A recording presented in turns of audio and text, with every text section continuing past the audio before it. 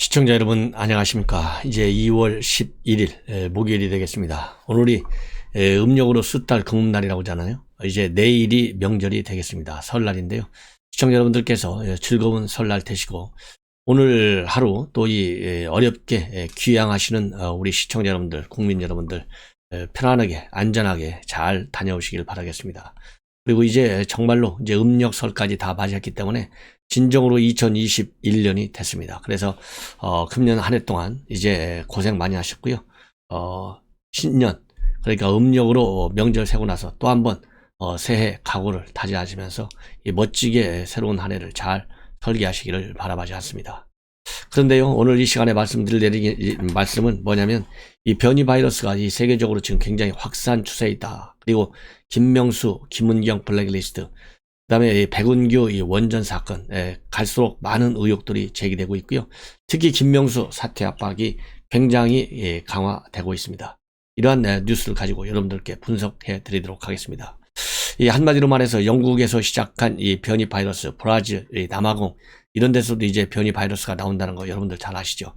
근데 이 전파력만 빠른 것이 아니라요, 이 치명력도 굉장히 강하다. 그래서 일반 코로나에 비해서 이 치명력이 35% 정도 더 강한 것으로 그렇게 지금 사망 위험이, 그리고 우한 바이러스보다는 2.6배 정도 이 확산 속도가 또 빠르다. 이렇게 알려지고 있어서 지금 전 세계가 굉장히 긴장 상태에 빠져 있는 것으로 그렇게 지금 밝혀지고 있습니다. 우리 국내에서도요, 작년 12월 28일 날 처음 영국발 변이 환자가 확인된 이후에 최근 바로 10일까지 어제까지 변이 감염자가 총 80명으로 늘어나고 있고요. 이달 들어서 열흘간 확인된 감염자만 46명으로 절반을 넘고 있습니다. 그만큼 확산 속도가 빠르다는 거잖아요. 그래서 우리 정부 당국에서 각별한 대책을 세워야 된다. 이렇게 전문가들이 지금 현재 주장을 하고 있습니다. 그래서 이 전파율과 치명률이 그만큼 빠르기 때문에 빨리빨리 백신을 해서 이 면역력을 높여야 되는데, 우리 현 문재인 정권이 무능으로 인해서 백신 확보가 굉장히 어렵고, 그러다 보니까 조기 접종은 더 어려워지는 그런 어려운 지금 환경에 처해 있습니다. 다음에는요, 이 김은경 블랙리스트 환경부, 이미 법원에서도요 핵심적인 판결이 나왔어요. 그러니까 역대 정권 중에서 이렇게까지 강제로 사표를 종용한 적이 없다. 그러니까 대규모라는 얘기죠. 그다음에 그 강도가, 그러니까 이 사표를 압박하는 그 수단과 강도가 그 어느 때보다도 셌다 이겁니다. 그래서 보복 수사, 그다음에는 죄송합니다. 그리고 이 보복 감사까지 할 정도로 밀어붙였죠. 그리고 이에 덧붙여가지고 지금 오늘 통화일보 단독 보도를 보면 조현옥이 주재한 청와대 수석의 인사 간담회를 통해서 임원 단수 후보를 정해서 통보해가지고 밀어붙이는, 이 정도까지도 조직적으로 블랙리스트 작업을 해왔는데, 그럼에도 불구하고 청와대에서는 어제 이 블랙리스트 문재인 정권에서는 없다 이렇게 부인하고 나섰는데요. 부인을 하게 된 경위도 검찰에서 수사를 해야 된다라고 봅니다. 그렇지 않겠습니까? 가짜 뉴스를 만들어냈으니까 지금 정부 여당에서는 가짜 뉴스 처벌하겠다고 지금 입법 6개 법안까지 만들어 놓고, 이번 달 임시국회에서 곧 이 가짜 뉴스를 단속하기 위한 관련 법을 전부 다 통과시키려고 하고 있어요. 그렇기 때문에 이렇게 청와대발 블랙리스트 없다라고 하는 부인 성명, 누구의 결정으로 이렇게 발표하게 됐는지 그 경위도 밝혀야 되겠다는 생각이 들고요. 그래야만이 문재인 정권 가짜 뉴스를 더 이상 청와대에서부터 발표하지 않는 제도적 시스템을 만들 것이다 라는 생각이 듭니다. 그래서 검찰에서 즉각적으로 이 청와대발 블랙리스트 부정 결정 과정 꼭 수사해달라는 말씀과, 그리고 언론에서도 이 블랙리스트 존재를 부인하게 된 이 입장문이 나오기까지 이 과정 집중적인 취재가 필요하다고 생각합니다. 다행히 법원의 판결을 뒷받침하는 이런 동아일보의 단독 보도에 대해서는 상당한 의미를 제가 부여하고 싶습니다. 그래서 이 판결문을 보면은 과거에는 장관이 추천해서 후보를 내정했는데 문재인 정권 들어와서는 장관이 하지 않고 직접 청와대가 추천하는 것이 원칙이었다. 그리고 청와대가 추천할 때 혹시라도 자격이 미달되는 사람이 있으면 그 요건을 맞춰라. 그래서 청와대에서 이 가짜로 이 자소서까지 써주는, 그야말로 이런 걸 잘 쓰는 사람들을 동원해서 자소서까지 써주는 그런 사태까지도 벌어졌어요. 그리고 추천인사 탈락 위험성을 우려해서 정상적인 공모 절차가 진행되는 것을 무력화시키기까지 했습니다. 자, 이래서 이 청와대가 주재한, 이 조현욱이 주재한 내용을 쭉 보면은, 청와대에서 이메일이나 정화대나, 이 전화나, 아니면 직접 방문을 통해서 환경부가 청와대의 지시를 받고 또 사전 조율을 한 것이 114회에 달합니다. 그리고 청와대에서는 25회에 걸쳐서 또 관련 지시를 내려요. 이것이 2017년도 7월 10일부터 2018년도 11월 2일까지 진행된 사항입니다. 그래서 총 139회에 걸친 의견 조율, 압박, 회유 이런 것들이 나타난 거예요. 문건 제목은 산하공공기관 임원 교체 계획 및 진행 상황, 즉시 교체가 필요한 직위 및 후보자, 산하기관 임원추천위원회 위원 명단, 임원추천위원회 서류, 면접 심사 결과. 그리고요, 환경부의 청와대 후보 추천자를 통보할 때 후보자가 추천됐으니 채용을 지원하라. 지원 자격이 미달이어도 경력에 추가할 것들은 최대한 받아서 자격 요건이 충족되게 해달라. 그리고 공모 절차가 진행되기 전에 환경공단 임원으로 아무개 후보자를 청와대에서 추천한다. 요렇게까지 아주 구체적으로 청와대에 압박 지시가 내려갔고 그걸 잘 수명을 해가지고 이 환경부에서는 이 블랙리스트를 만들어서 최종적으로 채용을 하는 그런 이 사례가 있었다고 하는 것이 법원의 판결을 통해서 전부 다 확인이 됐어요. 그러다 보니까 이 법원에서 이 청와대와 이 환경부의 낙하산 공모를 인정했고 이런 대대적인 불법 사표 요구는 처음이다라는 것까지 지금 판결문에 나와 있는데 청와대가 부인하고 있어요. 얼마나 참 기가 막힙니까? 그러다 보니까 이번 유죄 판결을 계기로 해서 그 당시 수사했던 사람들이 전부 말하자면 공중 분해되고 결국은 견디다 못해서 사표를 내고 나갔어요. 대표적인 사람들이 2019년도 8월에 당시 지휘라인이 누구냐면 한찬식 전 지검장, 권순철 차장검사, 주진우 부장검사 이렇게 해서 좌천성 발령 나고 결국은 사표를 내고 나왔습니다. 그러다 보니까 이번에 최종적으로 유죄 판결을 받았잖아요. 이것도 처음에는 구속영장이 기각됐고요. 구속영장이 기각됐고 첫 재판에서 이 송인권 부장판사는 뭐라고 했냐면 공소장이 너무 장황하고 산만하다. 이런 공소장은 처음이다. 이렇게까지도 비판해버렸어요. 그러다가 작년 2월 달에 법원 인사로 인해서 재판장이 바뀌어서 부장판사 3명이 이번 판결을 내리는 대등재판부가 구성이 되면서 재판 양상이 달라졌고 수사팀도 예상하지 못했던 1심 판결 결과가 나왔어요. 그렇기 때문에 당시 이 사건을 수사했던 이런 이 검사들은 그동안 고생한 생각에 눈물을 쏟을 뻔했다. 이런 반응들이 나오고 있습니다. 이제는 이제 월성 원전 사건과 관련해서 말씀드리겠는데요.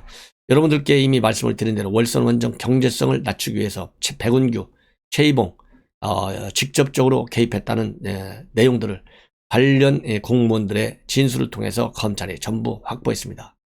그래서 최이봉이는 틀림없이 백운규 장관은 최이봉 비서관 또는 그 윗선, 왜냐하면 장관이니까 비서관 최이봉이는 더불어 산업부 직원이잖아요. 물론 계급이 1급 굉장히 높은 사람이지만은 또 어려울 수도 있어요. 그래서 최이봉보다는 더 윗선에서 백운규 장관한테 대통령의 뜻이 전달됐을 가능성이 충분하다. 그러니까 백운규도 직접 공무원들한테 지지해서 경제성을 조작하라. 그리고 최이봉이는 산업부에 있는 고위 선임 에너지 실장을 통해서 또 압박과 회유 그리고 가짜 이 보고서를 만들도록 지시했어요. 인위적인 수치를 조작해서 만들도록 문서를 만들도록 지시한 이 정황이 전부 포착이 됐습니다. 그래서 오늘 이 조선일보의 단독 보도를 보면요.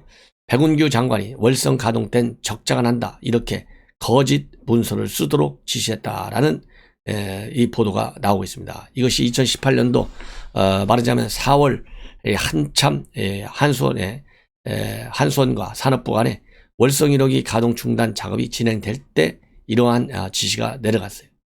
그래서 이러한 이 수치를 조작한 취지의 의향서를 한국 수력 원자력 스스로가 쓰도록 그렇게 산업부에서 압박을 가했습니다. 이렇게 경제성이 없다, 적자가 난다 할수록 이런 의향서를 쓸 수밖에 없는 그렇게 몰아간 이유는요. 나중에라도 이게 형사 또는 민사상의 혐의, 범죄 구성 요건이 되기 때문에 한수원 스스로 판단해가지고 이렇게 적장을 한다라는 거짓 의향서를 쓰도록 했어요. 그래서 이 거짓 의향서를 가지고 한수원 이사회와 그리고 원자력 안전위원회 위원들을 설득하고 향후 제기될 민형사 소송에 철저히 대비했던 정황들이 지금 검찰에 전부 다 포착이 되어 있습니다. 그래서 이러한 이 보고서를 가지고 결국은 한수원 이사회는 2018년도 2월 15일 날 월성 1호기 조기 폐쇄를 의결했고 원하는 후에 운영 변경 허가를 신청해서 2019년 12월 24일 날 최종적으로 가동 중단 승인을 받아냈습니다. 예, 이렇게 해서 당초에는 한 2년 정도 더 가동하는 것이 좋겠다라는 보고를 올렸다가 백운규 장관으로부터 너 죽을래 즉시 가동 중단으로 보고서를 바꿔라 이렇게 2018년도 4월 3일 날 백운규한테 지시를 받고 이 담당 과장 그렇게 또 보고서를 다 거쳤고요.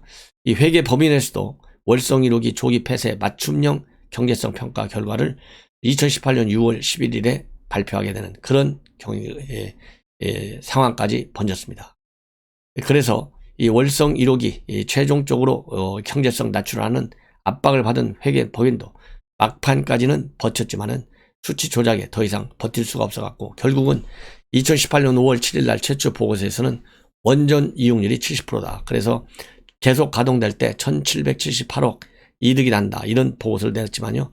결국은 2018년도 5월 7일보다 나흘 뒤인 11일 날에는 산업부와 한수원 그리고 삼덕 회계법인에서는 검토회의를 열고 원전 이용률을 당초 70%에서 60% 낮추기로 최종 결정을 해서 6월 11일 날 최종 보고서에서는 결국 이득이 224억으로 준다라는 보고를 썼고 이것이 바탕이 돼가지고 결국은 최종 폐쇄 조치까지 이르는 겁니다.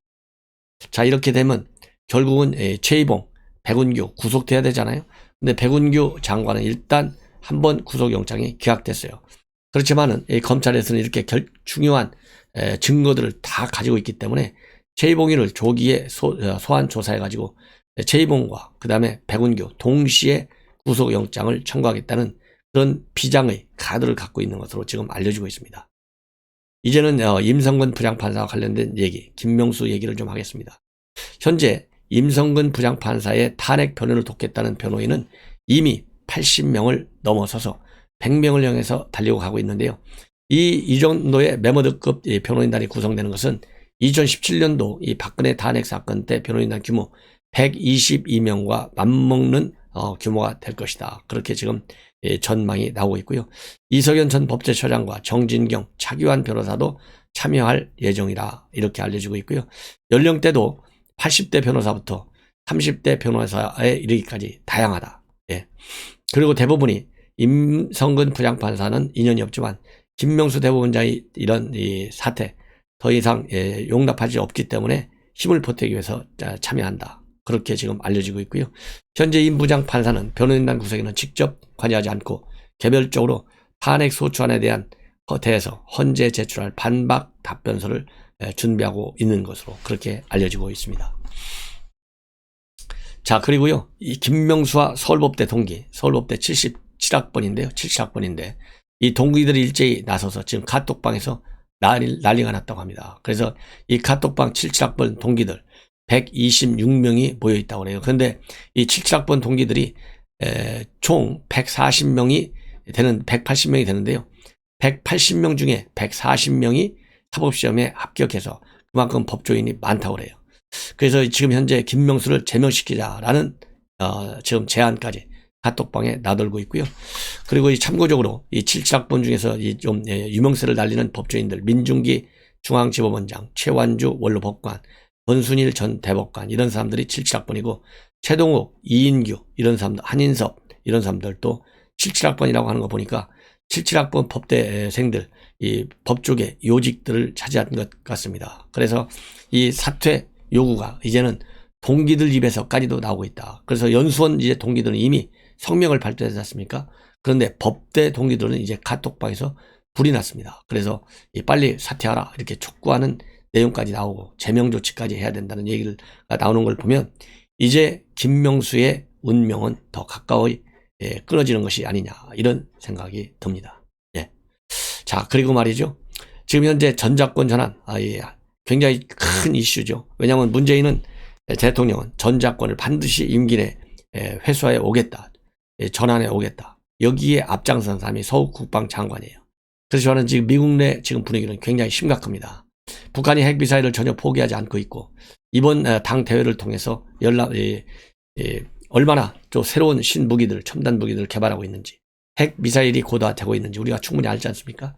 더군다나 코로나로 인해서 한미 연합훈련은 다 죽어 있어요. 이러다 보니까 미국 내에서도 전작권 전환, 임기 내 곤란하다, 어렵다라는 그러한 입장이 확고합니다. 그래서 당초 합의했던 대로 한미 당국이 전작권을 전환할 수 있는 안보 여건, 우리 군의 대응 능력이 갖춰질 때 전환하겠다, 이런 방향으로 지금 바꾸고 있어요. 이런 상황에서 보웰 벨 주한미 사령관은 10일 북한이 핵무기로 무장하고 있는 한 전작권 전환을 추진해서는 안 된다. 만약에 전작권 전환이 강행되면 한국은 북한에 부속될 위험이 커진다. 강력히 반박하고 나섰습니다. 그리고요, 지금 현재 서해 상에서는 중국의 스파이 군함이 무단으로 진입을 했다고 합니다. 이 사태는 지난 9일 날 발생했어요. 그래서 소옥산도 인근 동경 124도까지 넘어섰고, 우리 해군에서는 해상 초계기를 보내서 동향을 감시하는 상황에까지 이르렀다. 그러면 왜 중국이 지금 갑자기 서해 지역에 무단으로 진입했느냐? 바로 남중국해에서 이 중국에 대한 무력 시위 차원에서 미국이 핵항모 2대를 보내서 지금 합동 훈련에 임하고 있습니다. 이러다 보니까 미국에 대한 이런 중국의 무력 시위 견제에 관해서 맞대응하는 측면에서 우리 만만한 문재인 정권, 이 서해 지역에 무단으로 이 스파이 군함을 보낸 것으로 그렇게 저는 해석이 됩니다. 이번에 스파이 군함은요, 동대우급 스파이 함인데요, 정보함인데 만재 배수량이 600톤, 길이가 130m, 최대 속도 20노트 정도가 되고요, 37mm 포 1문과 25mm 포 2문으로 무장되어 있습니다. 그래서 이 배에는 다양한 안테나를 달아서 전파 정보를 수집하는 스파이 함이고, 탄도 미사일을 추적 감시하는 기능도 있습니다. 예. 그리고 미국 동맹국 해군이 연합훈련을 쫓아다니면서 염탐하는 그런 기능도 가지고 있어요. 그리고 이미 우리 서해 지역에는 미군 해군의 탄도미사일 추적함인 하워드 O. 로렌젠 함이 지금 들어와서 지금 활동을 하고 있는데요. 이 하워드 로렌젠 함은 탄도미사일을 전문적으로 감시하는 이 함정입니다. 그래서 중국 해군이 군함 훈련과 북한 동창리 미사일 발사장을 지켜보기 위해서 최근 서해에 진입한 것으로 그렇게 지금 알려지고 있습니다. 네. 그리고요, 이 조선일보의 칼럼입니다. 조선일보 김창균 칼럼인데요. 이 공짜면 양재물도 마신다, 이렇게 해서 문족 개조운동이 지금 벌어지고 있다, 이런 지금 비판입니다. 문족하면 아시죠? 문재인 대통령을 의미하는 것이죠. 선거 때 맞춰서 지원금을 살포하고 재정도 견디기 힘들지만 국민의식 추락이 더 심각하다. 문을 찍어야 공짜 돈이 생긴다. 단물 세례로 국민 세뇌 작전이 지금 벌어지고 나라는 멍들고 여당은 연전연승할 우려가 크다. 이런 지금 비판적 칼럼으로 되어 있는데요. 이거 한 4, 5분에 걸쳐서 제가 빠른 속도로 여러분들께 읽어드리도록 하겠습니다. 굉장히 중요한 칼럼입니다. 설 연휴가 끝나면 민주당은 홍남기 경제부총리를 줄이틀기에 나설 것이다. 홍 부총리는 4차 재난지원금 가운데 전국민 보편 지급은 어렵다고 버틴다. 코로나로 피해 입은 자영업자와 취약계층만 선별 지급하겠다는 것이다. 눈치가 없어도 너무 없다. 4차 재난지원금은 4월 7일 서울 부산 보궐선거용이다. 당연히 전 국민 지급이 주연 배우다. 선별 지급은 코로나 극복이라는 무대 배경일 뿐이다. 호랑이 담배 피우던 시절 권위주의 정권은 선거판 뒤에서 쉬쉬하며 돈 봉투를 뿌렸다. 디지털 시대 민주화 정권은 마이크 잡고 우리 당 찍어주면 전 국민에게 지원금 준다고 공개 매표를 한다. 그 효과는 작년 총선 때 유감없이 검증했다. 야당의 수도권 의회는 전통 표밭을 돌며 심상치 않은 기운을 들겠다고 한다. 예전 같으면 우리 표는 걱정 말라던 유권자들이 야당 찍으면 지원금 안 나온다더라며 냉랭했다. 그 불길함이 개표 결과로 확인됐다. 그래서 그 돈은 어디에 쓰였나? 작년 5월 지원금이 풀리자 최대 수혜 품목은 와인이었다. 전달 대비 777% 판매량이 급증했다. 물대주가 맥주였다. 와인과 맥주 마시면 코로나 예방과 치료에 도움이 되나? 아니면 와인과 맥주가 코로나 피해 업종인가? 대통령은 국민이 지원금으로 한우 먹었다는 소식에 뿌듯했다고 했다. 속내 통역을 하자면 여당이 지원금으로 선거 먹었다는 소식에 뿌듯했다는 거다. 홍 부총리는 재정은 화수분이 아니라라고 했다. 독일 메르켈 총리도 이런 수준의 재정 지원을 끝없이 지속할 수는 없다고 했다. 그러면서 2023년부터 엄청난 긴축 재정을 각오해야 한다고 경고했다. 문정권 사람들은 이런 듣기 싫은 소리 안 한다. 우리 재정은 튼튼하다고 큰 소리만 친다. 당신들이 굳고 울리는데 한 푼이라도 보탰느냐고 따져 묻고 싶다. 재정이 축나는 것보다 더 심각한 게 국민의식 추락이다. 지난해 1차 지원금 때만 해도 전 국민 지급 찬성이 30.2%로 하위 70%, 선별 지급 29.8%와 팽팽했다. 올 들어 4차 재난지원금 여론조사는 전 국민 지원이 68.1%로 선별 지급 30.0%의 2배를 넘어섰다. 한 번 맛본 공돈이 뇌세포의 화학작용을 일으켰다. 지난해 경기도가 지원금 살포에 앞장서자 산하 시군들도 덩달아 경쟁을 벌였다. 여주가 10만원으로 선수를 치자 이천이 받고 5만원 덜을 외쳤다. 재정이 빵빵한 파주는 40만원으로 슈퍼 배팅을 했다. 재정이 어려운 곳들도 우리는 왜 안 주냐? 청와에 5만원씩이라도 성의를 보였다.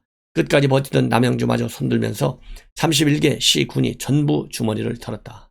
영국 왕립지리학회 최초의 여성 회원이었던 이사벨라 버드 비숍은 1894년 이후 4차례 조선을 방문하고 기록한 한국과 그 이웃 나라들에서 한국에서 만난 한국인은 세계에서 가장 열등한 민족이라고 썼다.